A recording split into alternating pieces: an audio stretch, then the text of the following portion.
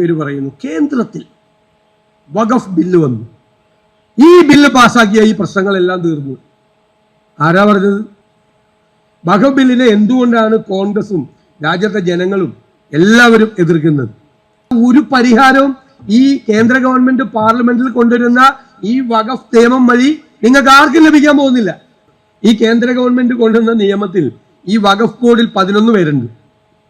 ആ 11 പേരിൽ കൊണ്ടുവരുന്ന നിയമത്തിൽ നിർദ്ദേശിക്കുന്നത് എന്താ അറിയാം? അതിൽ 2 പേര് അമുസ്ലിങ്ങളാകണമെന്ന്. എന്ത് മര്യാദയാണത്? എന്ത് മര്യാദയാണത്? മുസ്ലിങ്ങളുടെ വഖഫ് ബോർഡിന്റെ മാനേജിംഗ് കമ്മിറ്റിയിൽ 11 പേരുള്ളതിൽ 2 പേർ അമുസ്ലിങ്ങളാകണം എന്ന്. രണ്ടാമത്തെ പോയിന്റും കൂടി പറഞ്ഞുതരാം.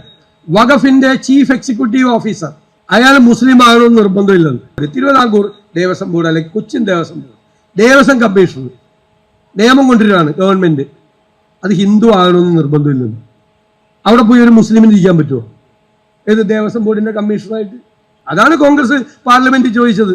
ഇവരുടെ ഉദ്ദേശം ഇതൊന്നുമല്ല.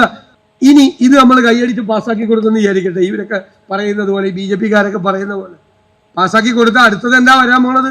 ചർച്ച് ബില്ലാണ് വരാൻ പോണത്. പള്ളിയിൽ കളക്ഷൻ നടത്തണമെങ്കിൽ, പള്ളിയുടെ നടപടിക്രമങ്ങൾ നടത്തണമെങ്കിൽ അതിന്റെ കൺട്രോള് ഗവൺമെന്റ്, അതിൻ്റെ അകത്ത് കൺട്രോൾ വരും. അപ്പോഴും അതിനെ എതിർക്കാൻ മുൻപന്തിയിൽ കോൺഗ്രസ് ആയിരിക്കും ഉണ്ടാകുന്നത്. ഇവരാരും ഈ മണിപ്പൂരിൽ എത്ര പേരെയാണ് കൊന്നത്? ക്രിസ്ത്യാനികളെ, ക്രൈസ്തവരെ. എത്ര വീടുകളാണ് കത്തിച്ചു കളഞ്ഞത്?